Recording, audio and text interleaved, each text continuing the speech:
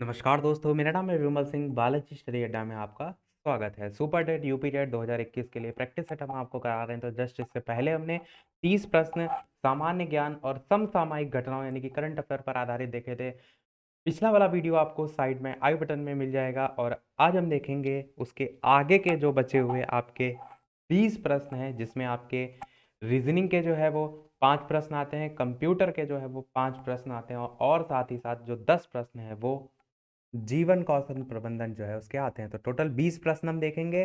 Start करते हैं हम रीजनिंग के जो है तार्किक ज्ञान के जो है वो 5 प्रश्न से। 131 प्रश्न आपका है कि किसी संकेत में FORGE ये जो है इसको लिखा जाता है FPTJI। तो लिखा है कि कल्प्रिट को फिर हम कैसे लिखेंगे। इस टाइप के प्रश्न को करने के लिए आपको देखना होता है कि जो FORGE लिखा है इसको किस आधार पर FPD JI जो है वो लिखा गया है। अब आपको यहाँ पर चेक करने के अलग-अलग तरीके हो सकते हैं। सबसे पहला और सबसे सिंपल तरीका होता है कि इसके जस्ट बाद जो यहाँ पर लेटर आया है, इसमें और इसमें डिफरेंस देखिए कितना है। तो F और F में कितने का डिफरेंस है? 0 का डिफरेंस है। O और उसके जस्ट बाद P वाले में देखिए कितने का डिफरेंस है। तो MNOP है, यानी कि आप कहेंगे 1 का डिफरेंस है। इसी प्रकार आगे आप जाएँगे, R और T में देखेंगे तो 2 का डिफरेंस है। G और J में देखेंगे तो 3 का डिफरेंस है। मतलब कि जो डिफरेंस है वो सीरियल से बढ़ता हो जा रहा है 0, 1, 2, 3, 4 तक। सेम चीज़ यहाँ पर भी आप फ़ॉलो कर सकते हैं। और एक चीज़ ये भी देख लीजिए कि जो ये पैटर्न आप देख रहे हैं वो ज़रूरी नहीं कि फ़ॉलो हो, आपको ऑप्शन में देख लेना है कि इस टाइप के ऑप्शन में आपका चल रहा है कि नहीं। जैसे सी से देखेंगे तो 0 का डिफरेंस है, तो सबसे पहले तो सी ही आना चाहिए। यू मतलब इसमें जस्ट आपका 1 का डिफरेंस आना चाहिए, तो यू के बाद आप क्या कहेंगे? वी आना चाहिए। फिर ऑप्शन में देखेंगे तो 2 ऑप्शन यहाँ पर मैच भी कर रहे हैं। फिर एल के बाद क्या आएगा? एल, जे के एल, एम, एन, ओ होता है ना, तो 1 का ही डिफरेंस। इसके बाद 2 बढ़ाएँगे तो यहाँ पर आपका क्या आएगा? एन आएगा। और उसी प्रकार आगे भी देखेंगे पर आपका ऑप्शन सी वाले में देखिए CVN मैच कर रहा है, तो आगे आपको चेक करने की आवश्यकता नहीं है। वैसे चाहें तो आप पूरा चेक भी कर सकते हैं, तो आपका सी वाला ऑप्शन ही बिल्कुल जो है यहाँ पर सही हो जाएगा। अब देखिए और भी क्या तरीके होते हैं इस प्रश्न को करने के। सारी चीज़ें रब करते हैं। जैसे यहाँ पर 5 अक्षर का लिखा हुआ है, तो ज़रूरी नहीं कि आपका ये जो पहला अक्षर है इससे पहले ही अक्षर से ही मतलब हो। कई बार ये पहला अक्षर लास्ट वाले अक्षर से मैच करता है, यानी कि पहले और लास्ट वाले में 1 का डिफरेंस होगा। फिर दूसरे वाले का जो है सेकंड लास्ट वाले से होगा, बीच वाले का बीच से होगा, और जी का जो है वो सेकंड लास्ट, और सबसे लास्ट वाले का सबसे पहला। इस टाइप से भी आपका पैटर्न कई बार फॉलो जो है वो करता है। सारी चीज़ें रब करते हैं। एक तरीका इसमें ये होता है कि यहाँ पर आपका डिफरेंस ना दे करके इसका अपोजिट दे दिया जाए। जैसे कि ए जो है इसका अपोजिट क्या होता है? जेड होता है। ए सबसे स्टार्टिंग में, जेड सबसे लास्ट में। बी का सबसे अपोजिट क्या होता है? वाई होता है। तो ऐसे सभी लेटर के अपने अपोजिट होते हैं। तो जैसे यहाँ पर आपका दे रखा होगा तो इनके अपोजिट यहाँ पर लिखे होंगे, तो जो नीचे पूछा गया होगा उसका भी आपको अपोजिट लिखना होगा। तो इस टाइप के बहुत से तरीके होते हैं, परंतु हम यहाँ पर केवल केवल प्रश्न देख रहे हैं, फिर भी मैंने सारी चीज़ें बता दी।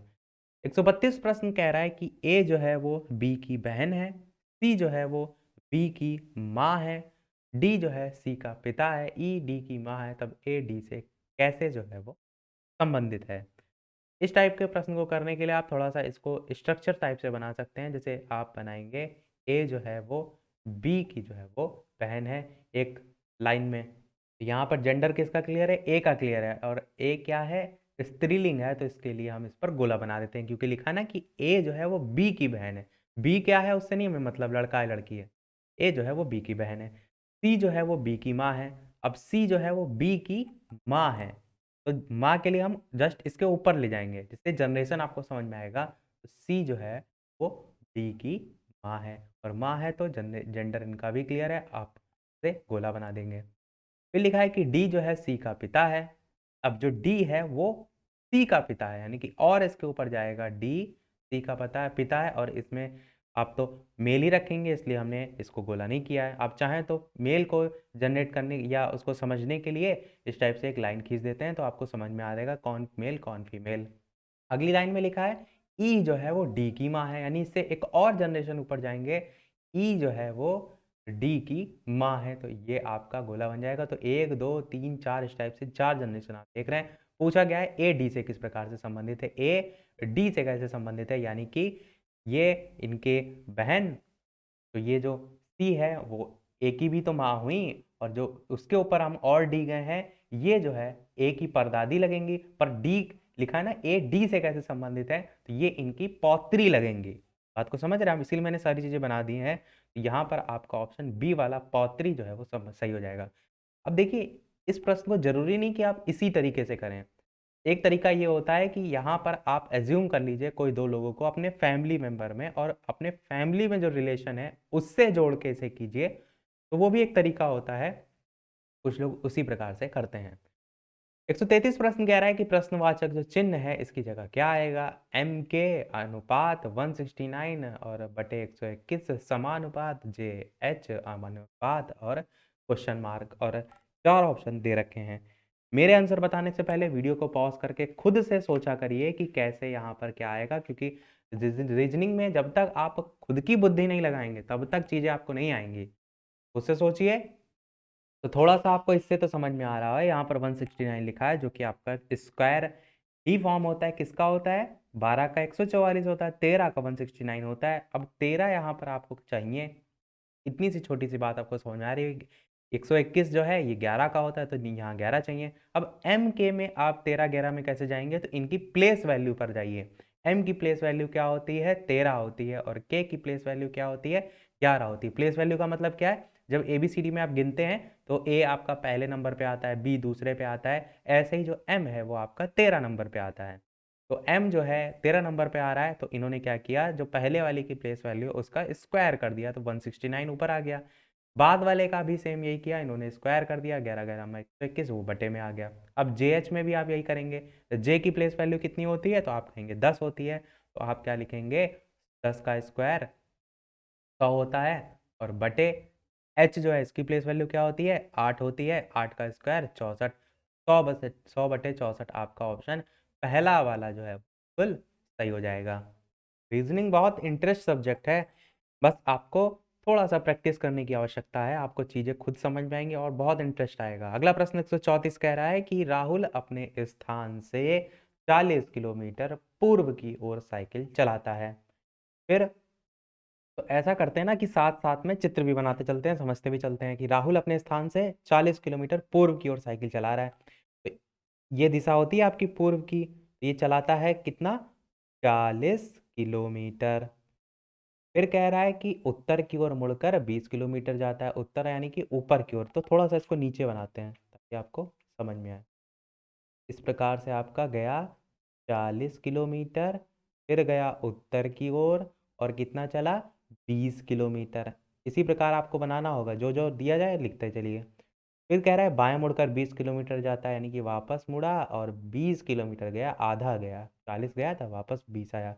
वो अपने प्रारंभिक स्थान से कितनी दूर है, तो प्रारंभिक स्थान ये था आपका, और ये दूरी पूछी गई है, तो इसको हम इस प्रकार से मिला लेते हैं। अब ये वाली 20 है, तो ये भी तो 20 होगी, तो आप यहाँ पर भी 20 हो जाएगी, बिल्कुल होगी। लिखते नहीं है आप, समझ जाइए, ये भी जो है वो 20 होगी। साथ ही साथ टोटल 40 थी, 20 लौट आया, तो नीचे वाली कितनी बची? 20 बची। निकालना क्या है? कर्ण निकालना है। साधारण सा प्रश्न है। कर्ण का स्क्वायर बराबर लंब का स्क्वायर प्लस आधार का स्क्वायर, पाइथागोरस प्रमेय लगा दीजिए, तो आपकी ये वाली वैल्यू निकल आएगी। अब इसको सबको रफ कर देते हैं, और क्या करेंगे, कर्ण का स्क्वायर बराबर 20 का स्क्वायर और प्लस 20 का स्क्वायर, यही तो करेंगे। फिर 20 का स्क्वायर होता है 400, और यहाँ पर भी 400, और 400 400 जुड़ जाएगा तो कितना होगा? 800 हो जाएगा। डायरेक्ट हम लिख देते हैं 800, और इधर ब्रैकेट बटे के उधर चल रहा है कर्ण का स्क्वायर। अब ये स्क्वायर इधर जाएगा तो 800 अंडर रूट में आ जाएगा, तो 800 अंडर रूट से जब बाहर आएगा तो 20 रूट 2 जो है वो हो जाएगा। ये 20 रूट 2 कैसे आया? 800 का आप अब अलग से काट लीजिए, या डायरेक्ट 20 से भी काटेंगे, तो 20 से काटेंगे कितने में जाएगा? 2 4 जा 8 है, 40 बार में जाएगा। एक बार और काटिए 20 से, 20 दूना 40 होगा, तो अब दो तो कटेगा नहीं, तो 20 गुणे 20 ये पेयर बन गया, तो 20 बन गया, बचा 2 यानी कि रूट 2। एक तरीका ये होता है 2 से काटिए सिंगल बार, फिर उसका पेयर बना लीजिए, वो तरीका थोड़ा लंबा हो जाएगा, पर ये तरीका है, तो आपका सी वाला ऑप्शन बिल्कुल सही हो जाएगा।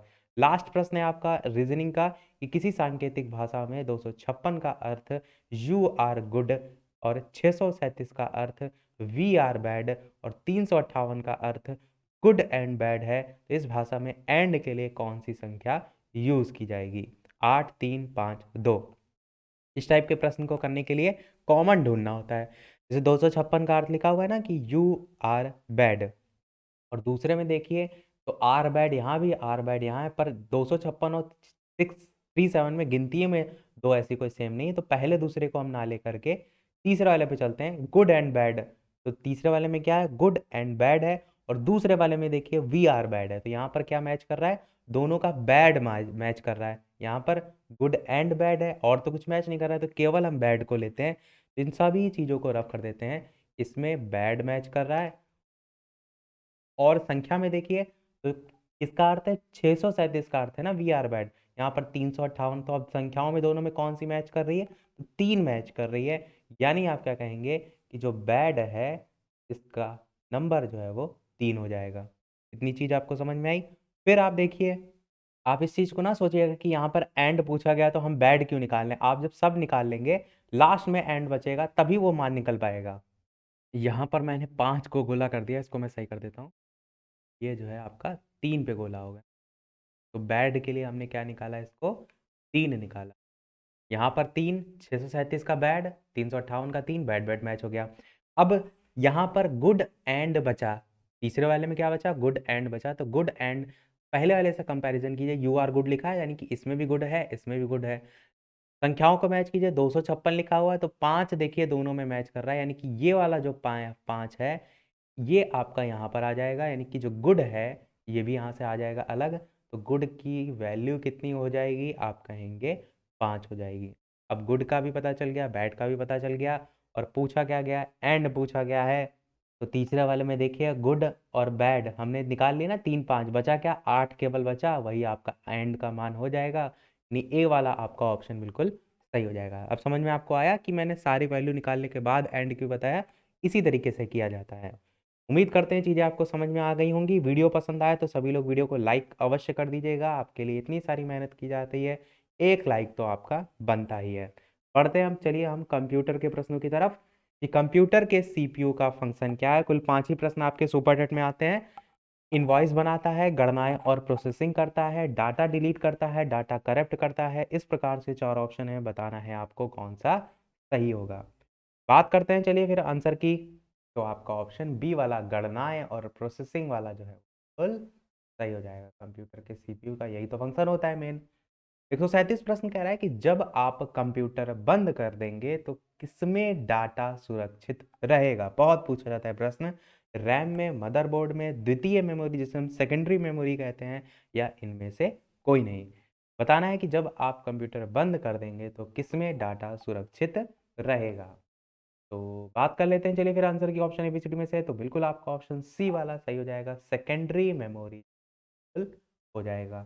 इंग्लिश मैंने इसीलिए बताई क्योंकि कई बार सेकेंडरी स्टोरेज डिवाइस करके भी आपको ऑप्शन देखने को मिलता है। अगला प्रश्न ऑपरेटिंग सिस्टम से संबंधित है कि प्रोग्रामों का समूह है जो कंप्यूटर को कार्य करने में मदद करता है, बेसिक के साथ मिलता है, बड़े कंप्यूटर पर जरूरी नहीं होता, या इनमें से कोई नहीं। तो बताना है आपको ऑप्शन एबीसीडी में से कौन सा सही होगा। आंसर की बात करते हैं तो पहला ही आपका ऑप्शन सही होगा। ऑपरेटिंग सिस्टम जो है प्रोग्रामों का समूह होता है जो कि कंप्यूटर को कार्य करने में मदद जो है वो करता है। ओएस आप जानते हैं अलग अलग आते हैं, जैसे विंडोज 7 वगैरह है, ये आपके ऑपरेटिंग सिस्टम होते हैं। विंडोज 10 है, ये आपका ऑपरेटिंग सिस्टम है। 139 प्रश्न कह रहा है कि ASCII कोड जो है डैश बिट का कोड होता है, 7 12 64 या 1014। तो चलिए बात करते हैं फिर आंसर की कौन सा सही होगा। तो आपका पहला ही ऑप्शन बिल्कुल सही होगा, 7 बिट का कोड होता है। और ध्यान आप इसमें एक्स्ट्रा ये याद रख सकते हैं कि 128 कैरेक्टर्स जो है इसमें होते हैं। तो आप कह सकते हैं ASCII is a 7 character set containing 128 characters. और साथ ही साथ नंबर की बात करें तो 0 से 9 आपको इसमें नंबर देखने को मिलते हैं। बाकी और भी बहुत डिटेल में चीज़ें हैं। 140 वाला प्रश्न हम ALU लास्ट में आपसे पूछेंगे क्योंकि एक ना एक प्रश्न तो हम आपसे पूछते ही हैं। इस टाइप के प्रश्न आप टाइप नहीं कर सकते। 141 प्रश्न यहाँ से हमारे शुरू हो रहे हैं जीवन कौशल प्रबंधन के। तो स्टार्ट करते हैं। 141 विद्यालय संगठन में होते हैं शिक्षक, छात्र, प्रधानाध्यापक या सभी। ईज़ी सा प्रश्न है, आप जानते हैं सभी का रोल होता है, तो सभी आपका हो जाएगा। तो 42 प्रश्न कह रहा है कि प्रेरणा का शाब्दिक अर्थ जो है वो है, उत्तेजना देना होता है, दबाव डालना होता है, दोनों होता है या इनमें से कोई नहीं। किसी को आप प्रेरणा दे रहे हैं तो उत्तेजना उसे प्रदान कर रहे हैं, तो ए ऑप्शन तो आपका बिल्कुल सही है। दबाव डाल रहे हैं, कहीं न कहीं मेंटली आप थोड़ा बहुत तो उस पर असर डालते हैं। दबाव का सेंस यहाँ पर वो नहीं है कि किसी को आप टॉर्चर कर रहे हैं। दबाव का मतलब है थोड़ा-सा पुश करना, तो बी ऑप्शन को भी हम यहाँ सही मान रहे हैं। ए और बी दोनों आपका ऑप्शन सी वाला सही हो जाएगा। 143 प्रश्न कह रहा है कि अभिप्रेरणा का प्रत्याशा सिद्धांत किसके द्वारा दिया गया? मोस्ट इंपॉर्टेंट क्वेश्चन, 4 ऑप्शन है, बताना है आपको। विक्टर ब्रूम, मैस्लो, स्किनर या वॉटसन। एबीसीडी में से कौन सा सही होगा? चलिए बात कर लेते हैं आंसर की। तो पहला ही आपका ऑप्शन विक्टर ब्रूम जो है वो बिल्कुल सही हो जाएगा। अभिप्रेरणा जिसे हम कहते हैं मोटिवेशन, इसके संबंध में 1964 में 1964 में विक्टर जो ब्रूम है, इन्होंने प्रत्याशा विचारधारा जो है उसका प्रतिपादन किया था। और इस सिद्धांत के अंतर्गत व्यक्ति अपने कार्य का चयन स्वयं करता है। एक लाइन में ये चीज भी आप एक्स्ट्रा में याद रख सकते हैं।